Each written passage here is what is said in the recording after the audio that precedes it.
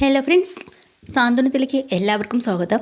അങ്ങനെ നമ്മുടെ മിത്രയും ആര്യനും കൂടെ അനുമോളെക്കുറിച്ച് സംസാരിക്കാൻ കേട്ടോ.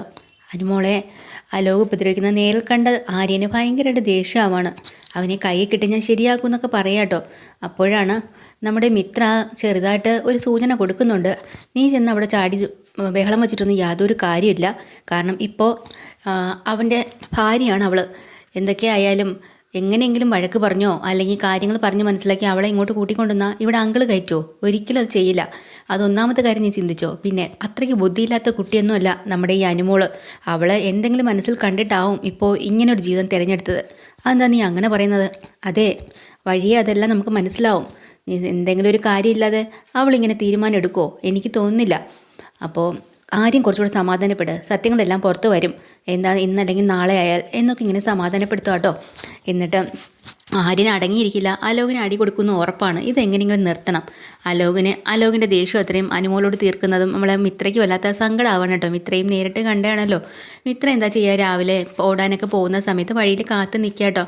നമ്മുടെ അലോകിനെ കാത്താണ് നിൽക്കുന്നത്. കുറച്ച് സമയം കഴിയുമ്പോൾ അവനും ഓടാനൊക്കെ വരുന്നുണ്ട്. അവനെ വഴിയിൽ വെച്ച് തടഞ്ഞ് നിർത്തുന്നുണ്ട് നമ്മൾ മിത്ര. അലോകയെന്ന് വിളിക്കുകയാണ്. എന്താടി നിൻ്റെ അലോക, എന്നെ എന്തിനാണ് നീ വിളിച്ചത്? അല്ല, എനിക്ക് നിന്നോട് ചിലത് സംസാരിക്കാനുണ്ട്. പുകഞ്ഞ പുള്ളി പുറത്ത് നിന്നെ വീട്ടിൽ നീ ഇറങ്ങി പോയാലടി നമ്മളെ എല്ലാവരും വിട്ടിട്ട്. നീ പിന്നെ എന്തിനാ അലോകയെന്നും പറഞ്ഞുകൊണ്ട് ഇങ്ങോട്ട് വിളിച്ചിട്ട് വരുന്നത്? ഞാൻ പറയുന്ന ചില കാര്യങ്ങളുണ്ട്, അത് നീ കേൾക്കണം. എന്ത് കേൾക്കണമെന്ന്? നീ അനുമോളെ ഉപദ്രവിക്കുന്നതും വഴക്ക് പറയുന്നതും ഒക്കെ നിർത്തണം. ഓ പിന്നെ നീ ആരാ അതൊക്കെ തീരുമാനിക്കാൻ? നീ നിൻ്റെ കാര്യം നോക്കടി. അവൾ എൻ്റെ ഭാര്യയാണ്. അവളോട് ഞാൻ ഇഷ്ടമുള്ളതുപോലെ ചെയ്യും. പക്ഷേ നീ ഒരു കാര്യം ഓർത്തോ, അവളുടെ ഏട്ടന്മാരുടെ മുന്നിൽ വെച്ചും അച്ഛൻ്റെ മുന്നിൽ വെച്ചൊക്കെ നീ ഷോ കാണിക്കുന്നത് നിനക്ക് തന്നെ ദോഷം ചെയ്യും അലോകയെന്ന് പറയാട്ടോ. എനിക്ക് ഒരു ദോഷം ചെയ്യില്ല. ഇനിയും ഞാൻ ചെയ്യും. ആ ശരി, അങ്ങനെയാണെങ്കിൽ നീയേ എന്നെക്കുറിച്ചുകൂടെ ഒന്ന് ഓർക്കണം. നിന്നെക്കുറിച്ച് ഞാൻ എന്തിനാടി ഓർക്കുന്നത്? എല്ലാവരെയും വേണ്ടെന്നും പറഞ്ഞ് ഇട്ടെറിഞ്ഞ് പോയിട്ട്. അലോകെ, നീ അനുമോളോട് കാണിക്കുന്നതിന് ബദലായിട്ട് വീട്ടിൽ ആര്യൻ എന്നോട് തിരിച്ച് കാണിക്കില്ലേ? നീ ഒന്ന് ഓർത്തു നോക്ക്. ഓ അങ്ങനെ ഒരു സംഭവം ഉണ്ടോ? പിന്നല്ലാതെ. പിന്നെ നീ അനുമോളോട് ഇങ്ങനെയൊക്കെ ചെയ്യുമ്പോൾ ആര്യന് ദേഷ്യം ഉണ്ടാവില്ലേ? ആര്യൻ അതിന് ബദലായിട്ട് എന്നെ ഉപദ്രവിക്കുകയും അടിക്കുകയും ഒക്കെ ചെയ്യുന്നുണ്ട്. അതുകൊണ്ടാണ് ഞാൻ പറഞ്ഞത്. ഓ നല്ല കാര്യം, അങ്ങനെ തന്നെ വേണോടി. എടാ അങ്ങനെയൊന്നും പറയല്ലേ. നിന്നെ എത്രയൊക്കെ ആയാലും നിൻ്റെ അനിയത്തിയല്ലേടാ ഞാൻ. അനിയത്തിയ? ഏതനിയത്തി? പോടി എണീറ്റ്. നിനക്ക് അവൻ്റെ കയ്യിൽ നിന്ന് 2 കിട്ടണമെങ്കിലേ കിട്ടിക്കോ. അല്ലെങ്കിലും പലതവണ നിനക്ക് 2 തരണമെന്ന് ഞാനും എൻ്റെ അച്ഛനും വലിയച്ഛനും ഒക്കെ ആലോചിച്ചിരുന്നതാ. പറ്റിയില്ല. അവൻ്റെ കയ്യിൽ നിന്നെങ്കിലും കിട്ടുന്നുണ്ടല്ലോ. അങ്ങനെ ഒരു സംഭവം ഉണ്ടെങ്കിലേ ഇനി കൂടുതൽ ഞാൻ ദേവമംഗലത്തുകാരുടെ മുന്നിൽ വെച്ച് അനുമോളെ ഇഷ്ടം പോലെ ഞാൻ ഉപദ്രവിക്കുകയും ചെയ്യും, അടിക്കുകയും ചെയ്യും. അതിൻ്റെ ഫലമായിട്ട് ആ ദേഷ്യത്തിൽ അവളെ ഏട്ടന്മാർ നിൻ്റെ അടുത്ത് തീർത്തോട്ടെ. ഓ ചിങ്ക് ചിക്കാൻ നല്ല രസമുണ്ട് ഇത് കേൾക്കാനായിട്ട് എന്നൊക്കെ പറഞ്ഞ് അലോക ആ റോഡിൽ കിടന്ന് ഭയങ്കരമായിട്ട് സന്തോഷിക്കാനുണ്ടോ. എടാ ദുഷ്ട, ഇത്രയ്ക്ക് നീ ദുഷ്ടനാവല്ലേ? ആവും. ഞാൻ അതല്ല, അതിൻ്റെ അപ്പുറം ആവും. നീ പോ മര്യാദയ്ക്ക് എൻ്റെ മുന്നിൽ നിന്നും പറഞ്ഞും കൊണ്ട് മിത്രയെ ഓടിച്ചു വിടാം കേട്ടോ. അങ്ങനെ വീട്ടിലാണെങ്കിൽ എല്ലാവരും കൂടെ രാവിലത്തെ ബ്രേക്ക്ഫാസ്റ്റൊക്കെ കഴിക്കുകയാണ് ഡൈനിങ് ഹാളിലിരുന്ന്. അപ്പോഴാണ് മീനാക്ഷി പുതിയൊരു ഐഡിയ പറഞ്ഞല്ലോ, ഗോമതി സ്റ്റോറിലേക്ക് ഓൺലൈൻ ബിസിനസ് ചെയ്യണമെന്ന്. ആ കാര്യങ്ങളൊക്കെ അവരിരുന്ന് ചർച്ച ചെയ്യുകയാണ്. അപ്പോൾ നമ്മുടെ ദേവിയും അതിനോട് അഭിപ്രായമൊക്കെ പറയുക കേട്ടോ. അപ്പോൾ തന്നെ അതൊന്നും അത്ര ശരിയാവില്ല, നല്ല കാര്യമല്ല, എനിക്കത്ര പെർഫെക്റ്റായിട്ട് തോന്നുന്നില്ല എന്ന് ആനന്ദ് കേട്ടോ. അപ്പോൾ ദേവി പറഞ്ഞ കാര്യമായതുകൊണ്ട് അങ്ങനെയല്ലേ ആനന്ദ് പറയുള്ളൂ. പക്ഷേ നമ്മുടെ ആകാശ് പറഞ്ഞുണ്ട്, ഏട്ടൻ അങ്ങനെയൊന്നും പറയല്ലേ, ഇത് നല്ലൊരു കാര്യമാണ്, ബിസിനസ്സും കൂടും, നമ്മുടെ കച്ചവടവും കൂടും, ഒക്കെ നല്ലതാ എന്ന് പറഞ്ഞ് നിൽക്കുമ്പോൾ ബാലൻ ചോദിക്കുന്നുണ്ട് മിത്ര എന്തിയെന്ന്. അല്ല, മിത്ര ഓടാൻ പോയിരിക്കുകയെന്ന് ആര്യം പറയാം. അപ്പോഴാണ് പുറത്തൊരു കോളിംഗ് ബെല്ല് കേൾക്കുന്നത് കേട്ടോ. എണീറ്റ് പോകാനായിട്ട് ബാലൻ നോക്കുമ്പോൾ ഗോമതി പറയാം, ബാലേട്ടൻ ഒന്ന് കഴിക്കും, ഞാൻ നോക്കിക്കോളാന്ന്. ഡോറ് തുറക്കുമ്പോൾ ഗോമതി അന്തം വിട്ട് പോവാണ്. ജീവൻ്റെ അമ്മയും അച്ഛനാണ് വന്ന് മുന്നിൽ നിൽക്കുന്നത്. ബാലേട്ടാന്നങ്ങ് വിളിക്കുക കേട്ടോ. ബാലൻ എണീറ്റ് വരുവാണ്. ചായ കുടിക്കാം, ഇരിക്കാനൊക്കെ പറയുമ്പോൾ അവർ പറയാം, നിങ്ങളുടെ സൽക്കാരം സ്വീകരിക്കാനൊന്നും അല്ല ഞാൻ വന്നിരിക്കുന്നത്. ഞങ്ങൾ വന്നത് ഞങ്ങൾക്ക് നഷ്ടപരിഹാരം കിട്ടാനാ. നഷ്ടപരിഹാരമോ? എന്ത് നഷ്ടപരിഹാരം? ഓ ഒന്നും ഓർമ്മയില്ലല്ലേ? എൻ്റെ മകന് നിങ്ങളുടെ മകളെ കെട്ടിച്ചു കൊടുക്കാമെന്നും പറഞ്ഞ് എല്ലാം ആലോചിച്ച് കല്യാണം വരെ കൊണ്ടെത്തിച്ചിട്ട് ഞങ്ങൾക്ക് എന്തുമാത്രം രൂപയാ ചിലവായെന്നറിയോ? അപ്പോൾ ഗോമതി പറയാം, ഞങ്ങൾക്കും അതുപോലെ ചിലവായല്ലോ, മണ്ഡപവും മറ്റുള്ള കാര്യങ്ങളും ഒക്കെ ആയിട്ട്. ഓ അതിന് നിങ്ങൾക്ക് നഷ്ടമൊന്നും വന്നില്ലല്ലോ. ഞങ്ങൾക്ക് നഷ്ടം വന്നല്ലോ. എങ്ങനെ വരാൻ? നിങ്ങളുടെ മോൾക്ക് വേറെ കല്യാണം കഴിച്ചവൾ പോയി, അവൾക്കൊരു ജീവിതമായി. പക്ഷേ എൻ്റെ മോനോ ഇനി ഈ പേരും പറഞ്ഞ് ഏതെങ്കിലും ഒരു പെണ്ണ് വരുമോ? ഇല്ലല്ലോ. അതുകൊണ്ടാണ് ഞാൻ പറയുന്നത്, ഞങ്ങൾക്ക് നഷ്ടപരിഹാരം കിട്ടണം. എത്രയാണെന്നറിയോ? 1 കോടി രൂപ വേണം. 1 കോടി രൂപയോ? അതെ, 1 കോടി രൂപ. ഇല്ലെങ്കിൽ ഞങ്ങൾ കേസിന് പോവും. അയ്യോ, കേസും കോടതിയൊക്കെ വേണോ? ആ മാനഭംഗ കേസിന് ഞങ്ങൾ കോടതിയിൽ പോവും, വിളിച്ചു വരുത്തി അപമാനിച്ചതിന്. ഇല്ലെങ്കിൽ 1 കോടി രൂപ ഞങ്ങൾക്ക് തന്നേ പറ്റൂ. അയ്യോ അങ്ങനെയൊന്നും പറ്റത്തില്ല. മീനാക്ഷി അങ്ങോട്ട് ഇടപെടുക കേട്ടോ. ഇടപെടുകയാണ്. നിങ്ങൾ എന്തൊക്കെയാണ് ഈ പറയുന്നത്? നഷ്ടം രണ്ടുപേർക്കും സംഭവിച്ചിട്ടുണ്ട്. തെറ്റ് ചെയ്തത് ഞങ്ങളല്ല, അനുമോളാണ്. അതുകൊണ്ട് ഞങ്ങളോട് ഇങ്ങനെ പറഞ്ഞെന്നും പറഞ്ഞ് ഞങ്ങൾക്ക് പൈസയൊന്നും തരാൻ പറ്റില്ല. ഇതൊന്നും നിങ്ങൾ കേസ് കൊടുത്താൽ നിലനിൽക്കാൻ പോകുന്ന കാര്യമൊന്നും അല്ല എന്ന് മീനാക്ഷി തട്ടിക്കയറാണ്. അപ്പോൾ ഉടനെ അവർ ചോദിക്കുന്നുണ്ട്, ഇവിടെ അപ്പോൾ പെണ്ണുങ്ങളാണോ ഭരിക്കുന്നത് ഈ വീട്ടിൽ?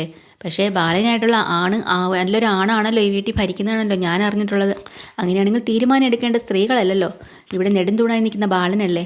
ഉടനെ ബാലൻ അങ്ങോട്ട് ചാടി കയറി പറയാട്ടോ, നിങ്ങൾ വിഷമിക്കാതെ നിങ്ങൾ പൊക്കോ, നിങ്ങൾക്ക് നഷ്ടപരിഹാരം ഞാൻ തരാം, 1 കോടിയെങ്കിൽ 1 കോടി ഞാൻ തന്നോളാം.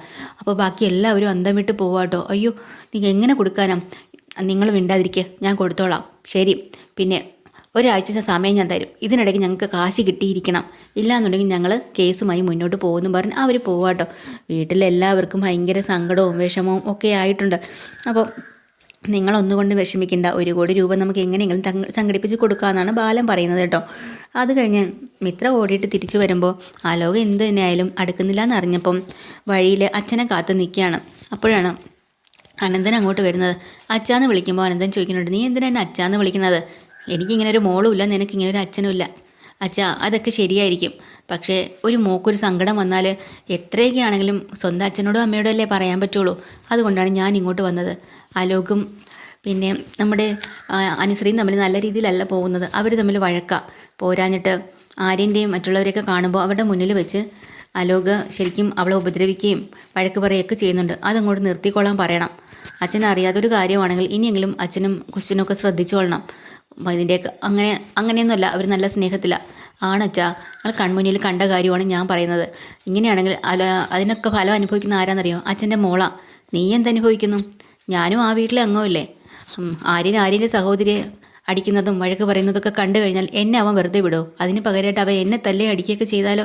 ചെയ്യും, അത് ഉറപ്പാണ്, ചെയ്തുകൊണ്ടിരിക്കുക. അതെ, അതാ ഞാൻ പറഞ്ഞത്. അതുകൊണ്ട് അച്ഛൻ അവനോട് കാര്യങ്ങൾ പറഞ്ഞ് മനസ്സിലാക്കണം. അതല്ല ദേവമംഗലത്തുകാരുടെ ആ ഒരു ക്രൂരത ഞാൻ സഹിച്ചോട്ടെ എന്നൊരു താല്പര്യം അച്ഛനും അമ്മയ്ക്കും ഉണ്ടെങ്കിൽ നിങ്ങൾ സംസാരിക്കണ്ട.